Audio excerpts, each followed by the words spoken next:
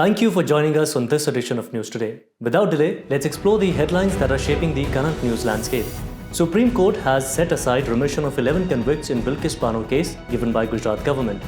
The UAE-India Comprehensive Economic Partnership Agreement Council or UICC has been launched. Swachh Survekshan Awards 2023 were conferred. IIT Delhi has created the first high-resolution Indian landslide susceptibility map. The National Clean Air Programme has completed 5 years. World Economic Forum released report titled Green Hydrogen, Enabling Measures Roadmap for Adoption in India. Starting with the first news. Supreme Court has set aside remission of 11 convicts in Bilkis Bano's case given by Gujarat government. Supreme Court held that Gujarat is not an appropriate government to decide on a remission petition as the trial was conducted in Maharashtra, thus remission orders were held to be invalid. For those who are unaware, remission refers to the reduction in the period of sentence that has been imposed on a person without affecting the nature of sentence. Under the remission policy, state may release convicts early. Before proceeding ahead, let's also have a look at the Supreme Court verdict on remission. In the case of Lakshman Naskar versus Union of India in 2000, Supreme Court laid down 5 grounds on which remission is to be considered. These are: offence affects society at large, probability of crime being repeated, potential of convict to commit crimes in future, if any purpose is being served by keeping convict in prison, and socio-economic condition of convict's family. In a different case of the state of Haryana versus Rajkumar in 2021, the court held that Section 433A of CRPC cannot and does not in any way affect the constitutional power conferred on the President under Article 72 or Governor under Article 161. As we now know the context and relevance of remission, let's dive into the constitutional provisions related to remission. Article 72 of Constitution empowers President of India to grant pardons, reprieves, respites, suspend, remit or commute the sentence of a person convicted of any offence where sentence is by a court-martial for an offence against any law relating to a matter to which executive power of union extends or a sentence of death. Under Article 161, the governor's power is similar to that of President but limited to a matter to which executive power of state extends. If we talk about the legal basis of remission, then the Section 432 of Criminal Procedure Code or CRPC 1973 grants the government power to suspend or remit sentences, and Section 433A mandates remission only after 14 years of imprisonment. Coming to the next news. Recently, the UAE-India Comprehensive Economic Partnership Agreement Council or UICC has been launched. The UICC was launched at India-UAE Business Summit. It will encourage close partnerships and tangible cooperation across all levels of UAE and Indian business communities. The UICC emphasizes on startups, women entrepreneurs, micro, small and medium-sized enterprises and services sectors. Now let's know about the India-UAE Comprehensive Economic Partnership Agreement or CEPA, which came into force in 2022. It is the first full free trade agreement to be signed by India with any country in the past decade. It covers trade in goods and services, rules of origin, customs cooperation, and dispute settlement. The bilateral trade between the two countries has increased by approximately 15% since CEPA came into force. The significance of CEPA also lies in the fact that it aims to enhance access for cross-border trade in services and provide thrust to pharmaceutical sector, and also to raise bilateral merchandise trade to $100 billion in 5 years from about $43 billion in the financial year 2021. The special safeguard measures provide protection against import surge from UAE due to tariff concessions. Finally, the UAE can act as a gateway to West Asian countries and Africa for Indian exporters. Let's take a look at the India-UAE relations.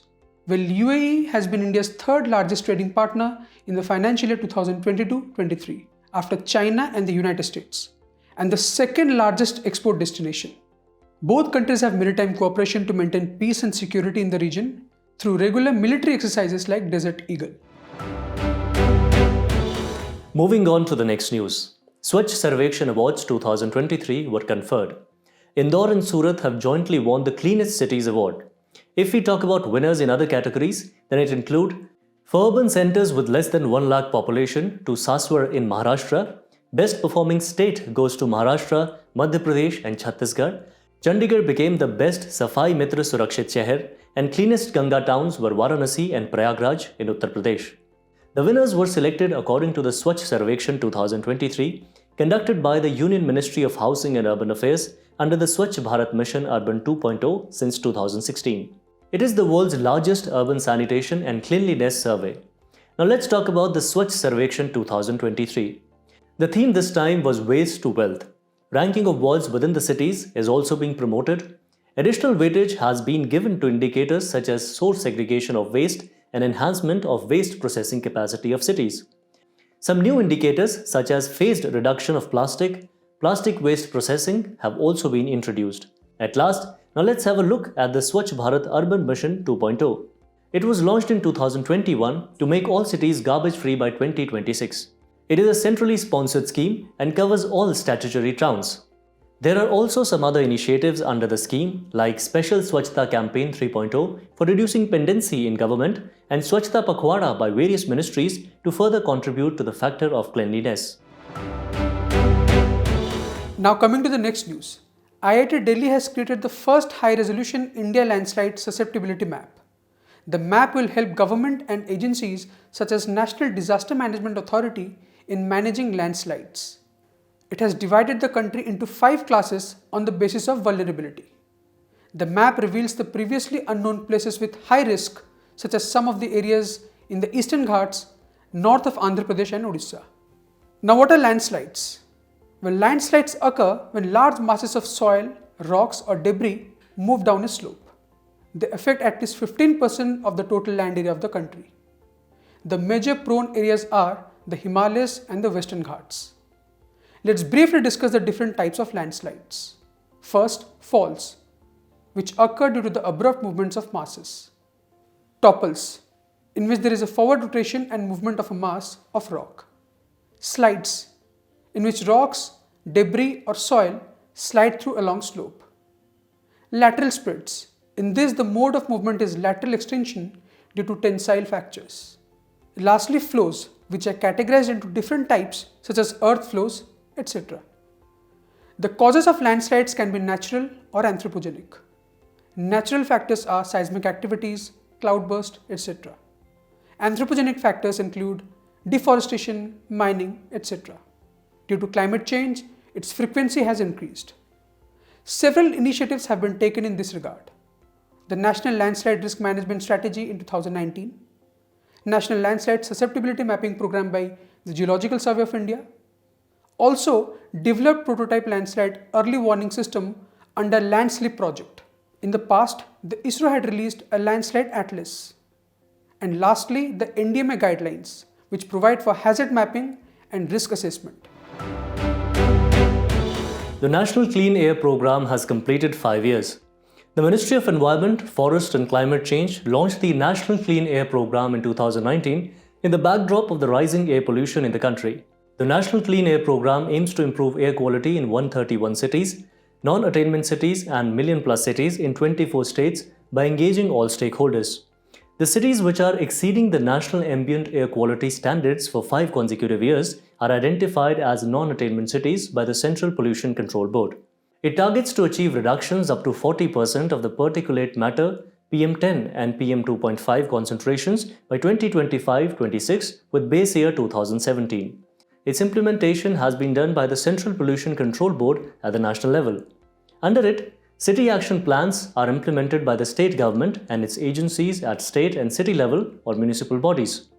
PRAN or Portal for Regulation of Air Pollution in Non-Attainment Cities has also been launched to monitor the implementation of the National Clean Air Program. The program's progress in the last 5 years reveals a mixed scenario. As per studies, PM2.5 in 27 cities recorded improvements out of 49 cities. Similarly, for PM10, 24 cities saw an improvement out of 46. In terms of cities, Varanasi achieved a significant reduction in PM2.5 and PM10 levels along with Agra and Jodhpur. At last, if we talk about some other initiatives for reducing air pollution, then these include National Ambient Air Quality Program, Graded Response Action Plan, switch to Bharat Stage 6 or BS6 emission standards, and faster adoption and manufacturing of hybrid and electric vehicles or FAME scheme. Coming to the next news, The World Economic Forum has released a report titled Green Hydrogen Enabling Measures Roadmap for Adoption in India. Green hydrogen is defined as hydrogen produced using renewable energy, including production through electrolysis or conversion of biomasses.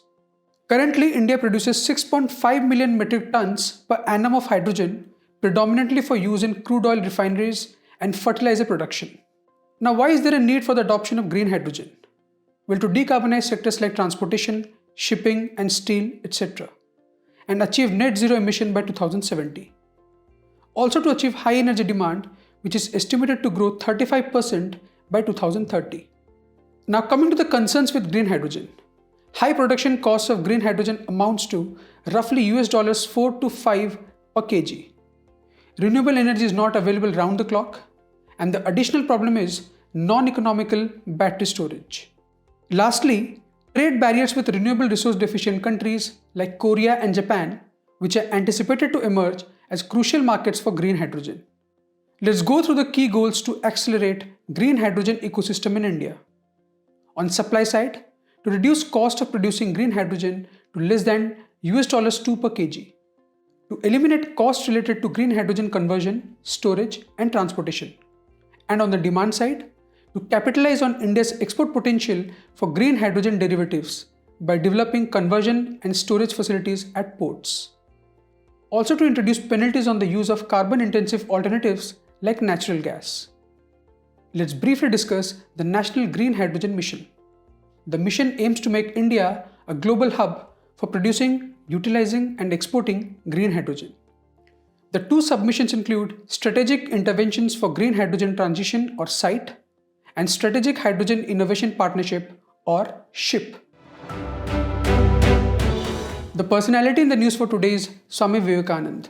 The National Youth Day is celebrated on 12 January every year to commemorate his birth anniversary.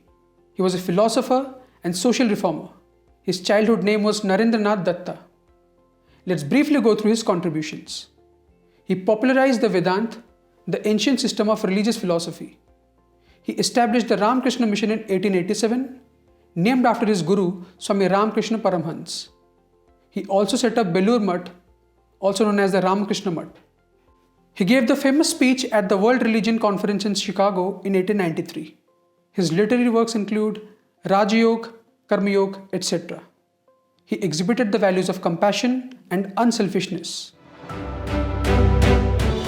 As we conclude today's main news, let's take a look at some quick updates. South Africa accused Israel of subjecting genocidal acts against Palestinians at International Court of Justice. The International Court of Justice, or ICJ, is a principal judicial organ of the United Nations established in 1945. It is the only principal organ of the UN which is not located in New York. Its role is to settle the legal disputes as per international law and to provide advisory opinions. It is composed of 15 judges who are elected for 9 years by the UN's General Assembly and the Security Council. Its headquarters is in Hague, Netherlands.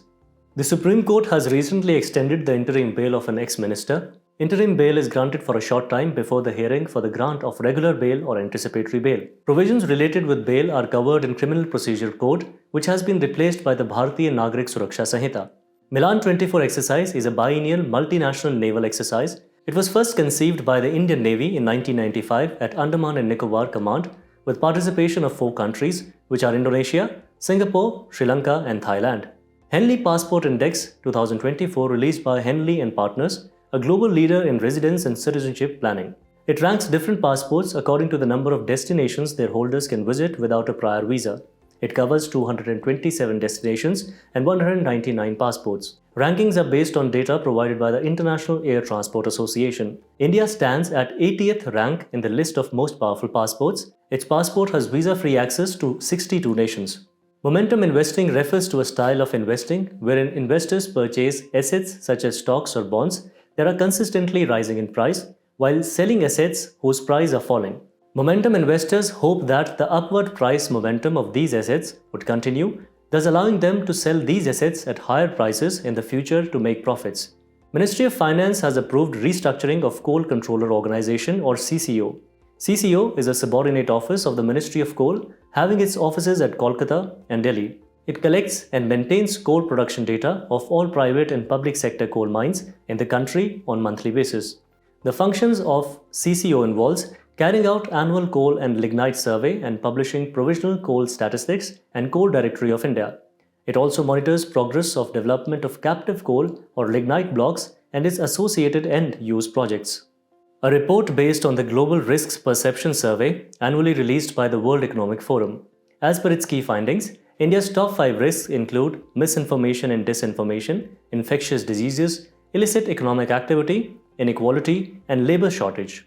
Further global short-term risks include misinformation and disinformation, extreme weather events, societal polarization, and cyber insecurity.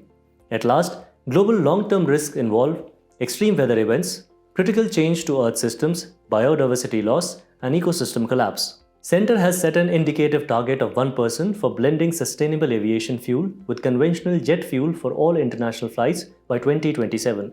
Sustainable aviation fuel is a liquid fuel currently used in commercial aviation which reduces CO2 emissions by up to 80%. It can be produced from a number of sources including waste oil and fats, green and municipal waste, and non-food crops. Before we go, it's time to put your knowledge to test in today's segment of Test Your Learning.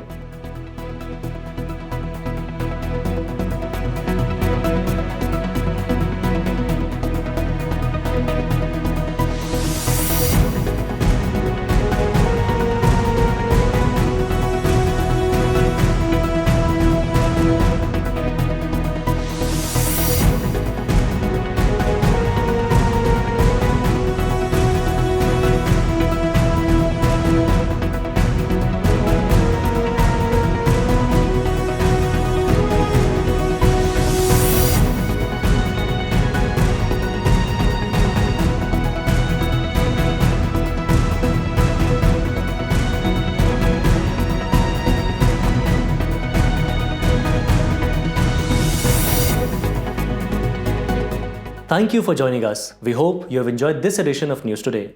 To get the answers to today's quiz and to download the PDF of News Today, make sure to check out the links in the description below.